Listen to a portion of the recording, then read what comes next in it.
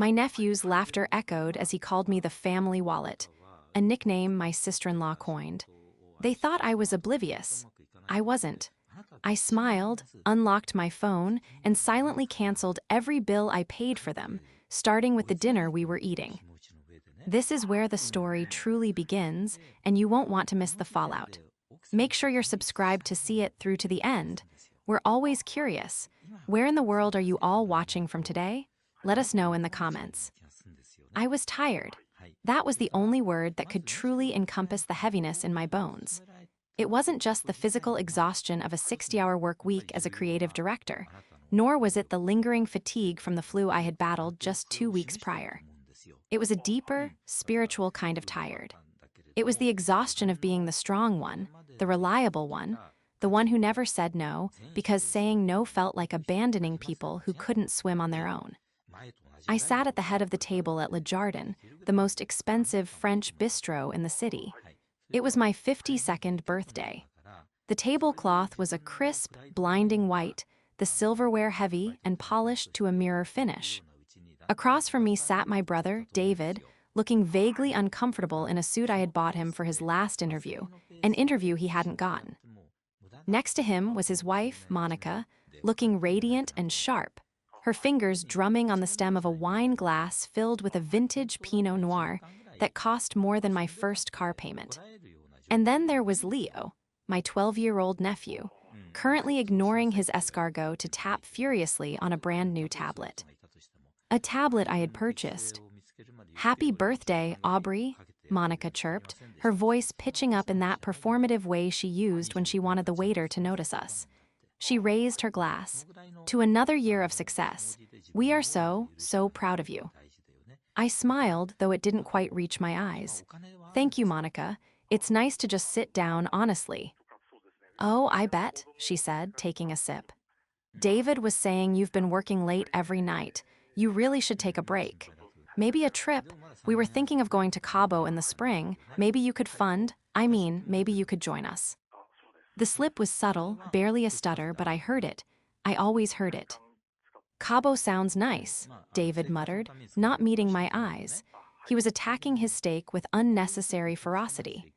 "But maybe we should let Aubrey relax tonight, moan." "I am relaxing," I said, taking a sip of water. My throat still felt raw from the flu. "I'm just happy to spend time with you all. It's been a while." "Well, we're happy to be here," Monica beamed. "And the food, exquisite." "Leo, put the tablet down, honey. It's Aunt Aubrey's birthday."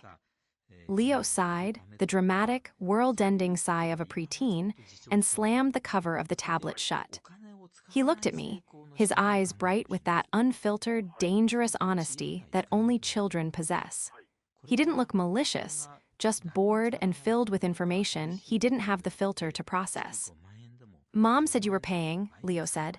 "It wasn't a question." The table went quiet for a fraction of a second. Monica laughed, a tinkling, nervous sound. "Of course Aunt Aubrey is treating us, Leo. It's a celebration." "Yeah," Leo continued, grinning now, looking around the table for approval. "That's what you said in the car. You said we can order whatever cause Uncle David is broke, but Aunt Aubrey is the family wallet." The air left the room. It felt as if the entire restaurant had been vacuum sealed. I froze. My hand, halfway to my bread plate, hovered in midair. I looked at David. He turned a shade of crimson that matched the wine. I looked at Monica.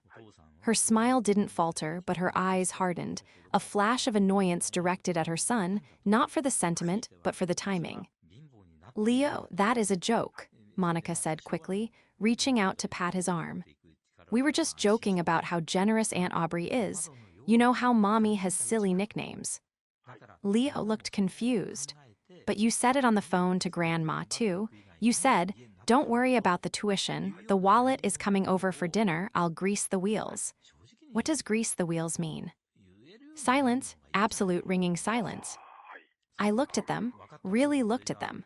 I saw David, shrinking into his collar, unable to defend me. I saw Monica, her mask slipping, revealing the calculation beneath the charm. And I saw Leo, innocent in his cruelty, merely repeating the gospel he had been raised on. They didn't see me.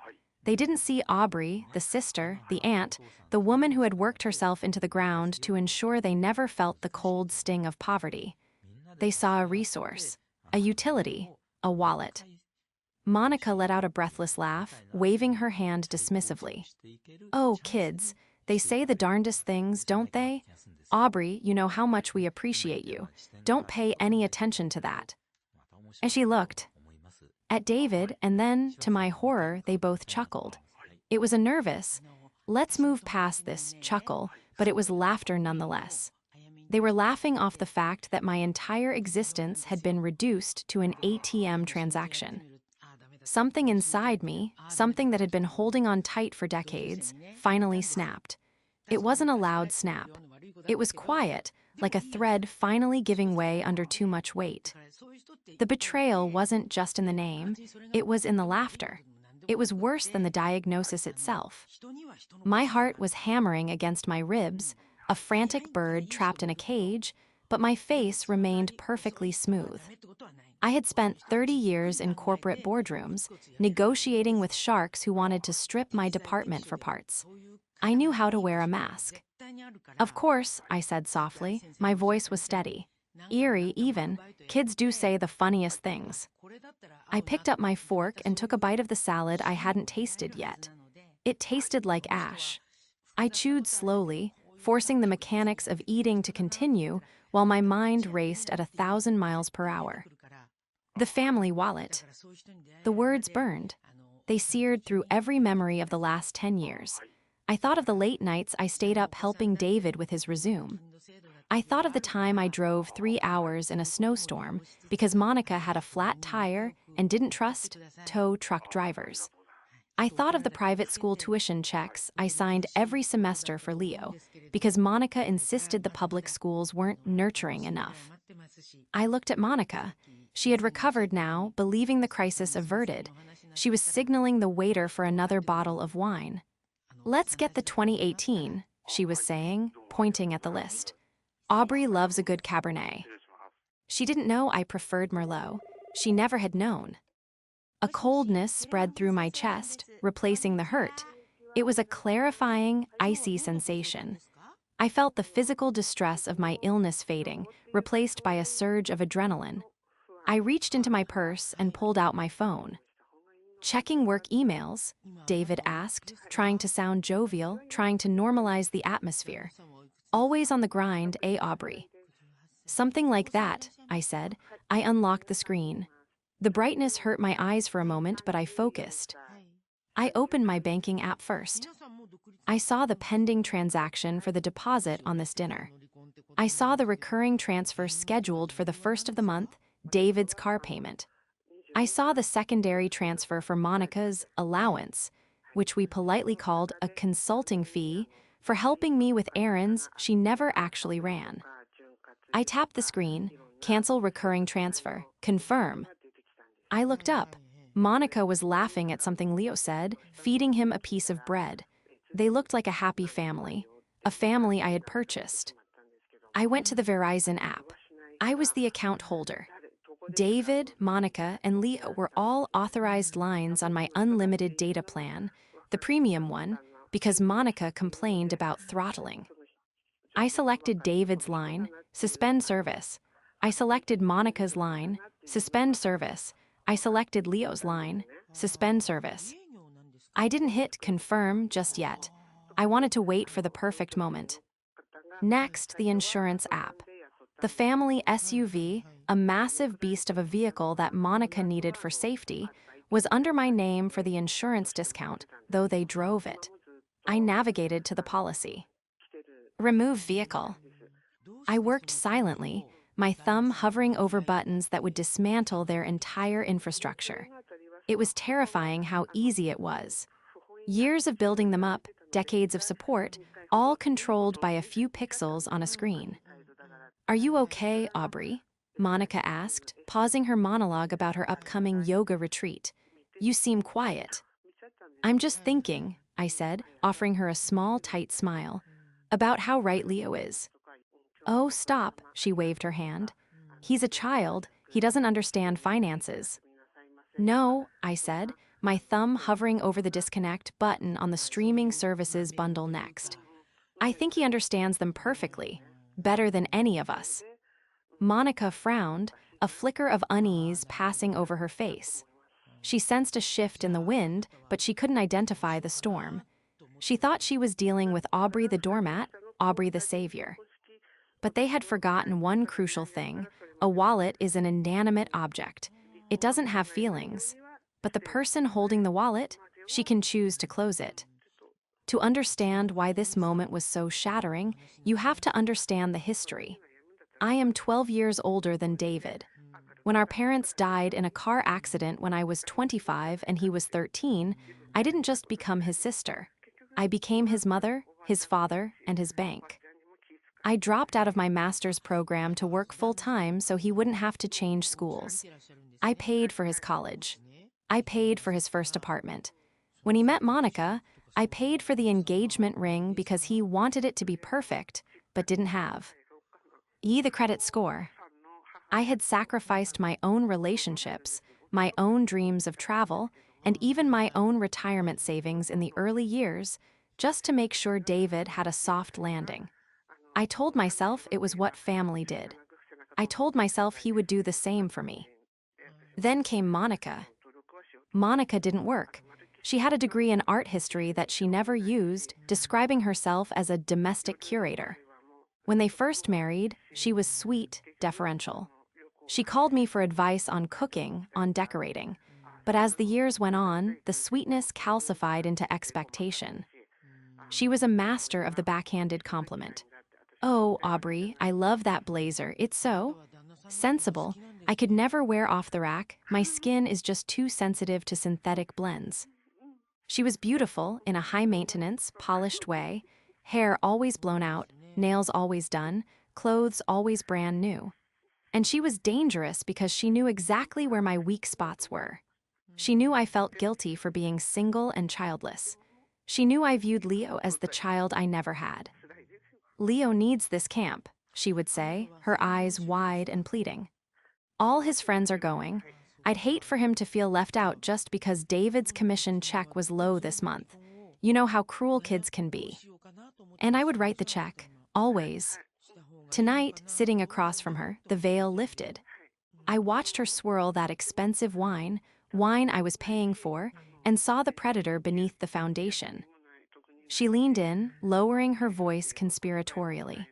"So, Aubrey, about that Cabo trip. I was looking at villas, and there's one that has a private chef. It's a little over budget, but I figured since you've had such a good year at the agency." She trailed off, leaving the implication hanging there like a hook. She wasn't asking. She was informing me of the bill I would be receiving. "A private chef," I repeated, my voice flat. "Well, you know David has his dietary restrictions," she said smoothly, adjusting her diamond tennis bracelet, my Christmas gift to her 3 years ago. "And honestly, you look like you need the pampering. You look, well, tired, old tired." She smiled when she said it, as if she were doing me a favor by pointing out my exhaustion. That was Monica. She would insult you, pick your pocket, and make you thank her for the attention all in the same breath. She had spent years isolating David from his friends, making him dependent on her approval, and by extension, dependent on my money to buy that approval. I looked at David. He was staring at his plate, purposefully avoiding the conversation. He knew what she was doing. He always knew, and he let it happen because it was easier than fighting her. He was an accomplice through cowardice. I looked back at my phone. I had the cancel page for the credit card they were all authorized users on, the card currently sitting in the waiter's folder at the register to pay for this meal. Monica took a bite of her lobster. "So, what do you think, Cabo?" "I think," I said, tapping the screen to lock the card instantly, "that Cabo is lovely this time of year." I looked up at her, my eyes meeting hers. For the first time in years, I didn't blink. I didn't look away. I saw the confusion flicker in her gaze. She was waiting for the yes. She was waiting for the transfer. She had no idea that the woman sitting across from her wasn't her banker anymore. She was her judge, jury, and executioner. The waiter returned, a young man with a polite smile that masked his exhaustion. He placed the dessert menu in front of Monica with a flourish. Our pastry chef has prepared a special chocolate souffle this evening, he said. It takes 20 minutes to prepare, but it is exquisite. Oh, we have time, Monica said, waving her hand airily. She didn't look at me. She didn't ask if I had time. She didn't ask if I needed to get home to rest after my illness. She simply assumed that my time, like my money, was hers to spend. We'll take 3, and another round of coffees, cappuccinos. Make it 4 soufflés, Leo added, not looking up from his phone. And a hot chocolate. Of course, the waiter said, jotting it down. I watched him walk away, 20 minutes. That was exactly enough time. I looked down at the bag sitting by my feet. Inside was a heavy, slate-gray gift box. I had brought it with the best of intentions. Inside that box was a binder, color-coded, tabbed, and meticulously organized. It was a financial wellness plan I had spent 3 weeks putting together for them. It contained a budget, a debt repayment strategy, and an offer to match their savings for a house down payment if they stuck to the plan for 6 months. I had wrapped it in a ribbon, thinking I was giving them the gift of a future. Now, I realized I was just giving them more rope. I reached down, unzipped my bag, and pulled out the permanent marker I kept for marking up proofs at the office. I slid the box onto my lap, hid. Den by the tablecloth. With steady hands, I took the ribbon off. I opened the box and pulled out the savings match offer certificate, a piece of paper worth $50,000 of my hard-earned money. I crumbled it into a tight ball and shoved it into my pocket. Then I closed the box. I took the marker and wrote 3 words on the smooth gray lid. The ink was black, bold, and final. Figure it out. I put the marker away and placed the box back in my bag, ready for the drop. But I wasn't done tapping. I unlocked my phone again. The screen was my command center, and I was launching a silent nuclear strike. I navigated to the family plan for the streaming services: Netflix, Hulu, Disney+, HBO, Spotify Family. I saw the user profiles.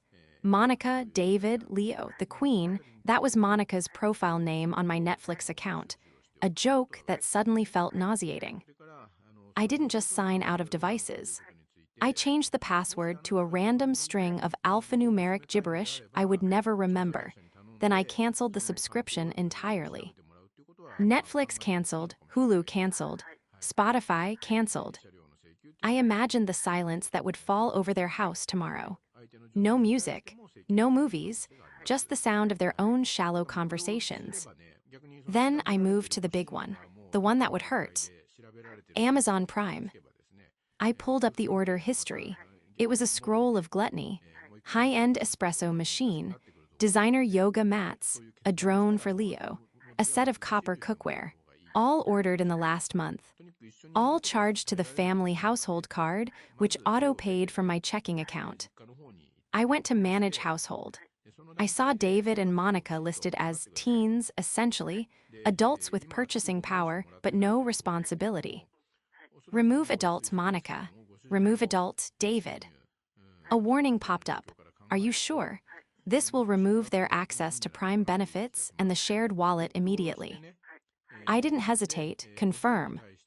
I watched the names disappear from the list. It was cleaner now, just me. I checked the time. 5 minutes had passed. Aubrey, you're being dreadfully boring tonight, Monica said, leaning back and stretching her arms. Put the phone away. We're celebrating you. Oh, did I tell you? I found this amazing interior designer for the living room. I was thinking we could put the consultation fee on the card just to get the ball rolling. It's only $500. Only $500, I repeated. My voice was a monotone hum. Ideally, we'd do the remodel before the holidays, she continued, oblivious. I want to host Christmas this year, but obviously I can't do it with the current drapes. They're tragic. Tragic, I echoed. I opened my email. I found the confirmation for the car insurance policy I had adjusted earlier. But I needed to go further. I opened the app for the toll road pass, the Easy Pass transponder that was stuck to the windshield of their SUV. The one I refilled automatically whenever it hit zero. Report transponder lost stolen. Deactivate immediately. The next time they drove through a toll booth, the arm wouldn't lift. Or worse, they'd breeze through and rack up fines they couldn't pay. I looked at David. He was picking at his cuticles, looking anxious. He knew something was wrong. He was my brother. He knew my silences. He knew the difference between a tired silence and a calculating silence. "Aubrey," he said quietly, "is everything okay at work? You seem distant." "Work is fine, David," I said, looking him dead in the eye. "Work is the one place where people actually do what they're paid to do." He flinched, he knew, but he was too afraid of Monica to ask the follow-up question. I had one last app to open, my estate planning portal. I had a revocable living trust. David was the primary beneficiary. If I died tomorrow, he got the house, the retirement accounts, the life insurance, everything. I logged in with Face ID. I navigated to beneficiaries. Edit. I deleted David's name. The screen asked for a new beneficiary. I paused. I didn't have anyone else. No secret lover, no children, just me. I typed in the name of the animal shelter where I had adopted my cat 3 years ago. Paws and Claws Rescue Foundation. Percentage, 100%. Save changes. It was done. I was worth more dead than alive to them 10 minutes ago. Now, I was worth nothing to them either way. I slipped the phone into my purse. The soufflés were still 15 minutes away. "I need to use the restroom," I said, standing up. I grabbed my purse. "Hurry back," Monica chirped. "Don't want the chocolate to fall." I picked up the gray box from the floor. "Oh, is that for us?" Leo asked, eyeing the box greedily. "Is it the PS5? "No, Leo," I said, my voice incredibly calm. "It's something much more valuable." I walked around the table. I placed the box directly in the center, right between the salt shaker and the expensive bottle of wine. The words "figure it out" faced David. "I'm not going to the restroom," I said. Monica frowned, her wine glass halt. Ing halfway to her mouth. "What?" "I'm leaving," I said. "But dessert," Monica sputtered. "And the bill, you haven't paid the bill." I smiled. It was the first genuine smile I had worn all night. It felt sharp. "No," I said, "I haven't." I turned on my heel and walked toward the exit. I didn't run. I didn't look back. I heard Monica's voice rise in a confused, shrill pitch. "Aubrey, Aubrey," but I kept walking. I walked past the host stand, out the heavy oak doors, and into the cool night air. I felt lighter, 50 pounds lighter. I sat in my car in the parking lot, the engine idling. I wasn't leaving yet. I needed to see it. I needed to witness the moment the reality hit them, even if it was just from a distance. I had parked across the street, with a clear view of the restaurant's large front windows. I could see their table. I saw Monica gesturing wildly, pointing at the door I had just exited. I saw David with his head in his hands. Leo was poking the box I had left. Then the waiter arrived. He was holding the black leather folder with the bill. He placed it on the table. I watched Monica pick it up. She didn't even look at it. She just pulled out the credit card, the platinum card that had my name on the front and her name as an authorized user. She handed it to the waiter with a dismissive flick of her wrist. I checked my phone. The notification came through instantly from my banking app. Transaction declined. Lejardin. Amount, $487.50. Reason, card locked by user. I watched the waiter walk to the terminal at the server station. He swiped. He paused. He frowned. He swiped again. He looked at the card, wiped the strip on his apron, and swiped a third time. He walked back to the table. I couldn't hear the words, but I knew the script. "I'm sorry, ma'am, the card was declined." I saw Monica's face turn a shade of violent red even from 50 yards away. She snatched the card back, typed something into her phone, likely trying to log into the banking app I had just locked her out of, and then began digging through her purse for another card. She pulled out the backup Visa, the emergency-only card. Transaction declined. Lejardin, reason, card canceled. I watched the panic set in. It was a physical transformation. Monica's posture collapsed.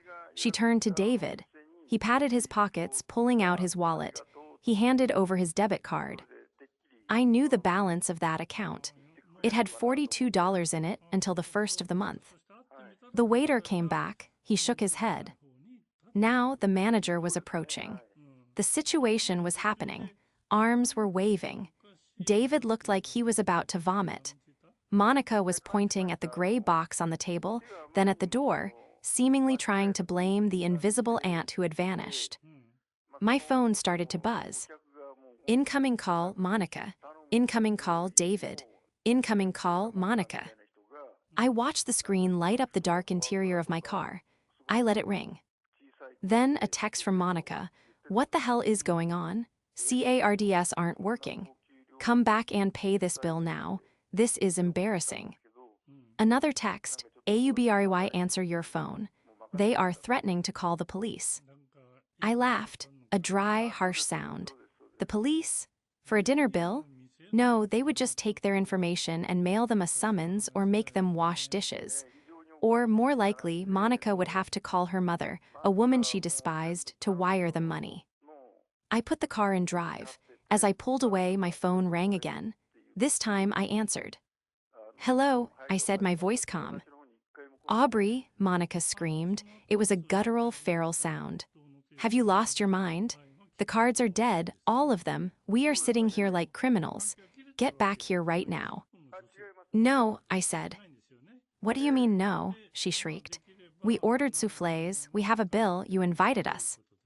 Actually, I corrected her, you invited yourselves, and as for the cards, the family wallet is closed, Monica, permanently.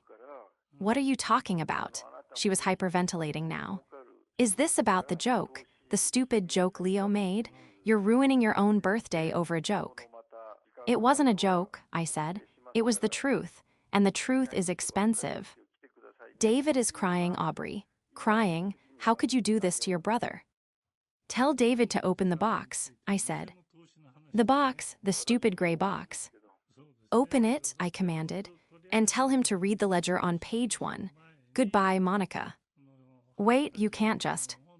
I hung up, then I blocked her number. I blocked David, I blocked Leo. I drove home in silence, the city lights blurring past me. For the first time in 10 years, the silence didn't feel lonely. It felt like peace. The next morning, I woke up without an alarm.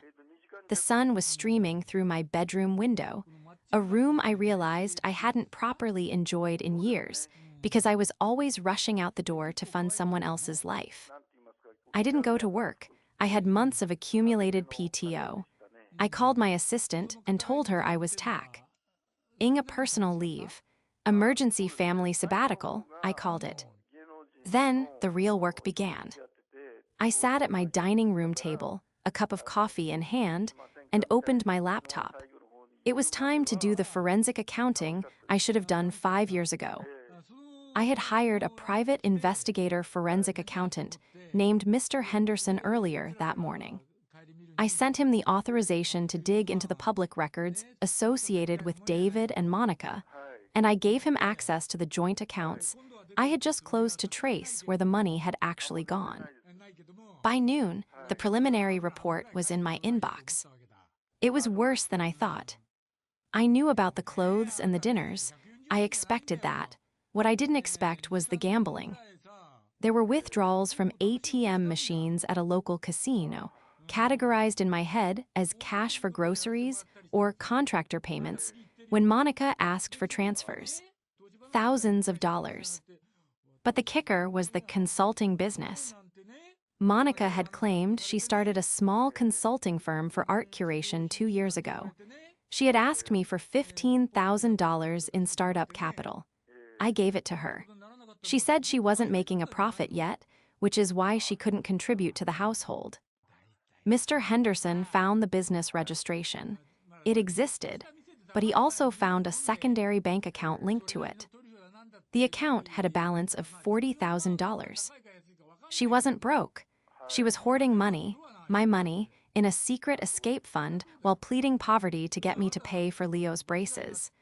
She was siphoning my generosity to build her own golden parachute. My doorbell rang.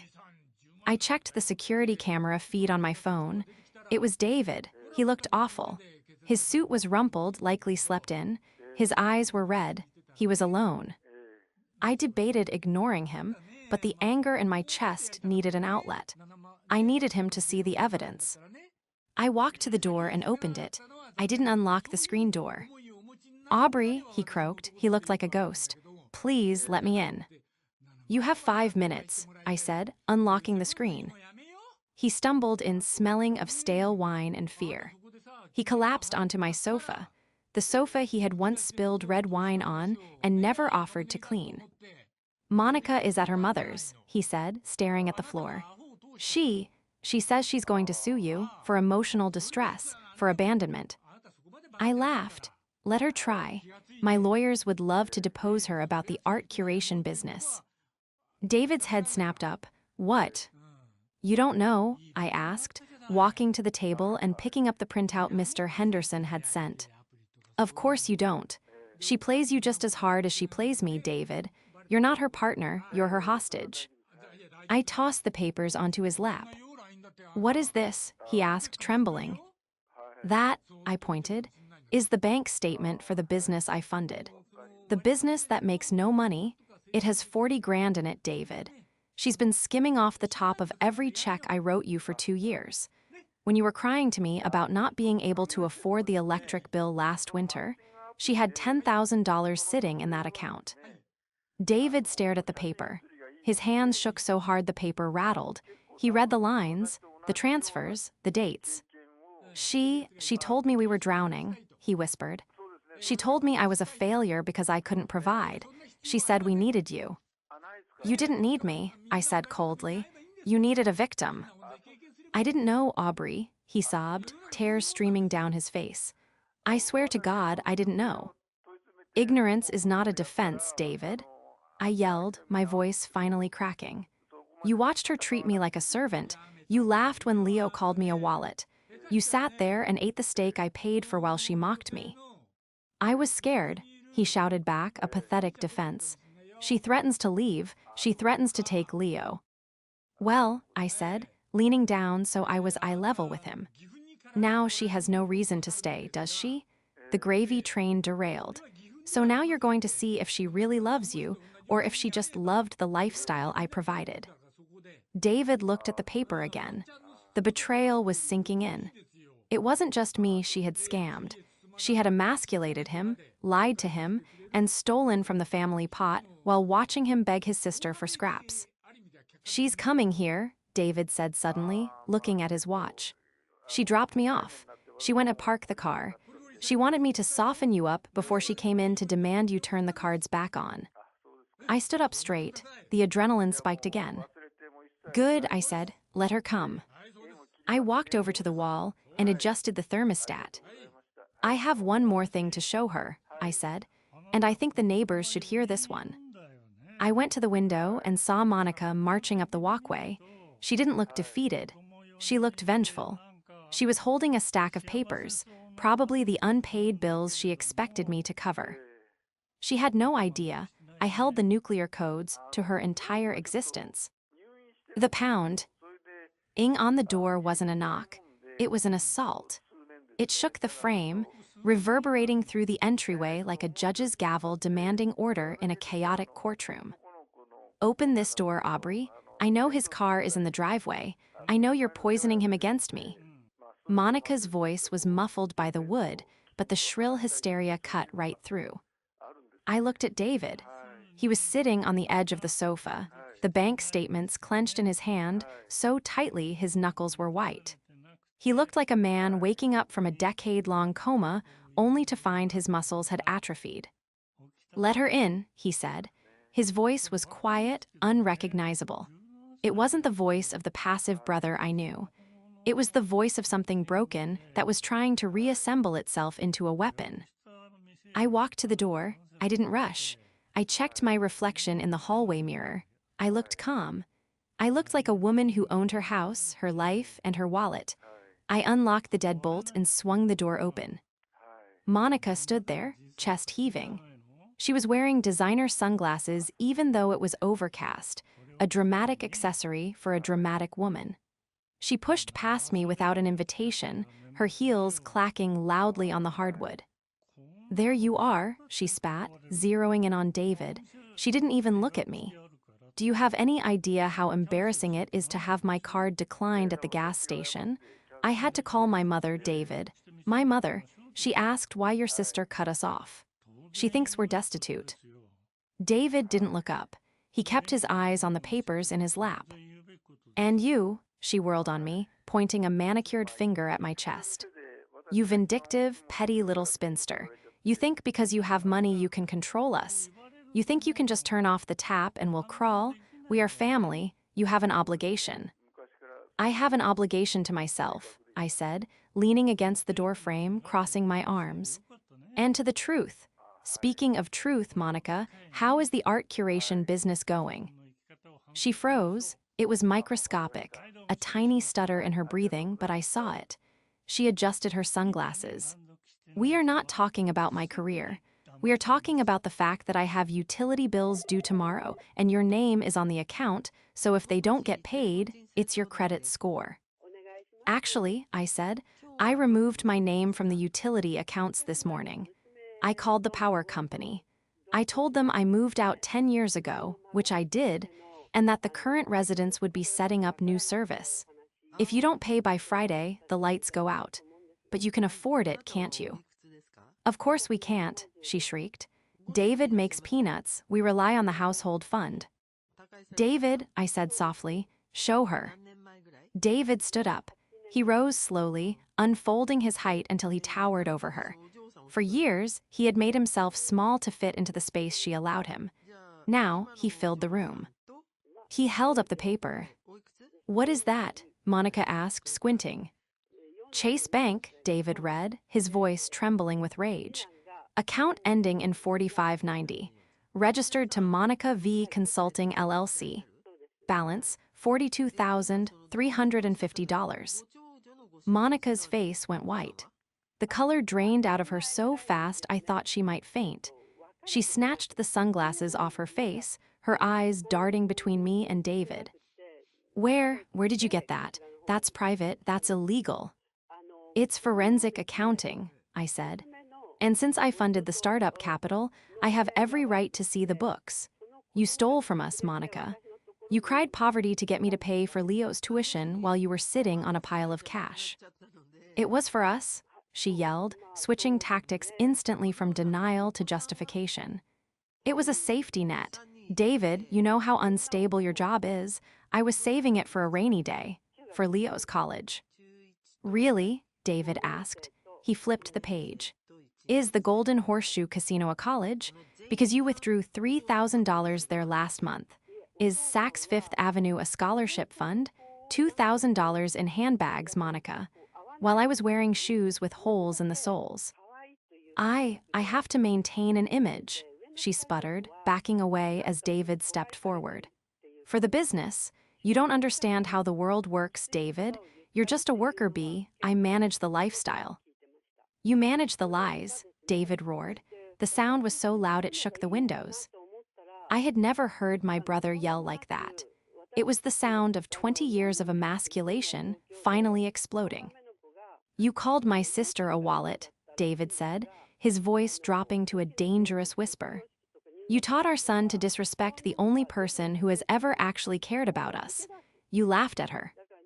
"It was a joke," Monica screamed, looking around the room as if searching for an audience to agree with her. "Everyone is so sensitive. She's fine. Look at her house. She has everything. Why shouldn't she share? She has no one else." That W, as the line, that was the one she thought would hurt me. The implication that I was unlovable, and therefore, my money was the only value I had to offer. I walked over to the coffee table where the gray box, the one I had retrieved from the restaurant, was sitting. I picked it up. "You're right, Monica," I said. "I have no one else to support. which means I have a lot of disposable income. I opened the box. I pulled out the ledger. Do you know what this is? I asked. She stared at it, breathing hard. This is the sum total of the last 10 years, I said. I kept receipts. Every dinner, every car payment, every tuition check, every loan you forgot to pay back. I dropped the heavy binder onto the coffee table. It landed with a thud that sounded like a coffin closing. $740,000, I said. The silence that followed was absolute. David stared at the binder, horrified. Monica stared at it, calculating. That is how much you have cost me, I said. That is my retirement. That is a vacation home. That is a life. And last night when you laughed, when you called me a wallet, you decided that $740,000 wasn't enough. You wanted my dignity, too. Aubrey, please, Monica said, her voice suddenly small, wheedling. She tried to smile, but it looked like a rictus of fear. We can fix this. I'll apologize to Leo. We'll have a do-over dinner. Just don't do this. Don't cut us off. David can't handle the mortgage alone. Then sell the house, I said. Sell she looked aghast. But it's my dream home, the school district. It's not your home, I corrected her. It's the bank's home. And since I'm no longer paying the extra principal payments, you'll be in foreclosure within 6 months unless you get a job. A real job, not art curation. David looked at his wife. He looked at the woman he had tried so hard to please, the woman who had turned him into a beggar in front of his own sister. Get out, David said. Monica blinked. What? Get out of Aubrey's house, David said. And when you get to our house, start packing. I'm done. I'm filing for divorce. You can't, she screeched. I'll take everything. I'll take Leo. You have $40,000 in a secret account, David said, his voice cold. And I have proof of financial infidelity, gambling, and fraud. You won't get a dime. And as for Leo, a judge is going to love hearing about how you used his tuition money for blackjack. Monica looked at me. She looked for the weakness, the soft heart, the Aunt Aubrey who always caved. She found only stone. You heard him, I said, pointing to the door. Figure it out. She let out a sound of pure frustration, a scream that was half tantrum, half defeat. She stomped to the door, threw it open, and marched out. But the show wasn't over. My neighbors, Mrs. Gable and Mr. Henderson, ironically, no relation to the pie, were out gardening. They stopped. They watched. Monica, realizing she had an audience, tried to regain her composure, but tripped on the bottom step, stumbling onto the concrete. She scrambled up, her sunglasses askew, and ran to her car. She peeled out of the driveway, tires screeching, leaving a cloud of exhaust and the ruin of her marriage behind her. I stood in the doorway and watched her go. I took a deep breath of the fresh air. It smelled like rain. It smelled like freedom. The fallout was swift, brutal, and entirely necessary. David didn't go back to the house that night. He stayed in my guest room for 3 weeks. For the first time in 20 years, we were just brother and sister.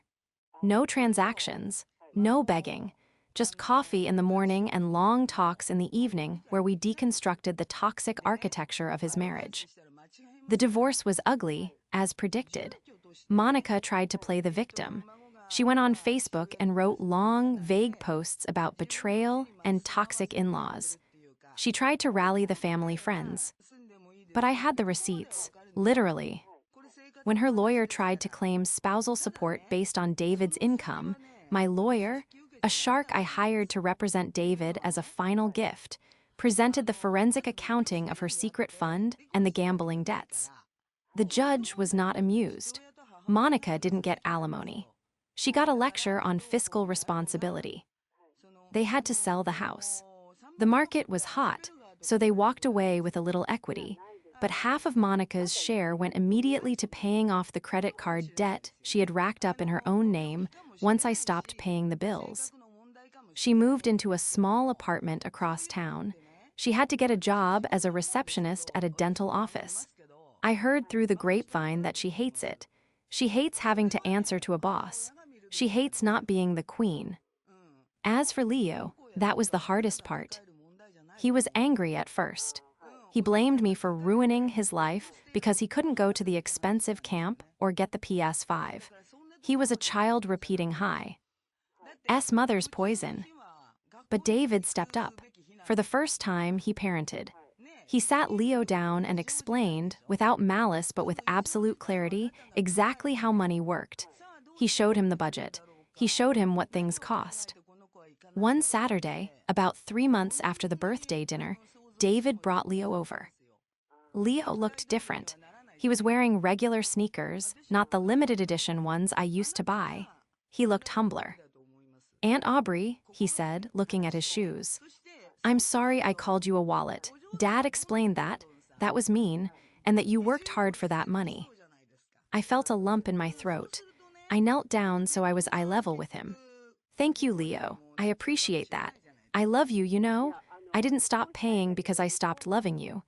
I stopped paying because I needed your mom and dad to learn how to be adults." He nodded, not fully understanding, but getting the gist. "Dad says we have to budget for pizza tonight." I laughed. "Pizza sounds good, but tell your dad. Tonight I'm treating, just tonight." David smiled. It was a real smile, one that reached his eyes. He looked 10 years younger without the weight of Monica's expectations crushing him. I didn't fully reopen the Bank of Aubrey. David pays his own rent now. He pays his own car insurance. He drives a used sedan, not a luxury SUV, but he has his dignity back. As for me, I finally took that trip to Cabo, but I didn't rent a villa for a family of 4. I booked a solo suite at an adults-only resort. I remember sitting on the balcony on my first morning there, watching the sunrise over the Sea of Cortez. The coffee was hot, the ocean was blue, and my phone was silent. No notifications of overdrafts. No texts asking for a quick favor. I opened my banking app, just out of habit. The numbers were higher than they had ever been. But it wasn't the number that mattered. It was the fact that every single cent of it belonged to me. I had lost a sister-in-law, but I had regained my brother, and more importantly, I had regained myself. The box labeled "Figure It Out" had been the best gift I ever gave them. It forced them to build their own lives. And in doing so, it gave me back mine.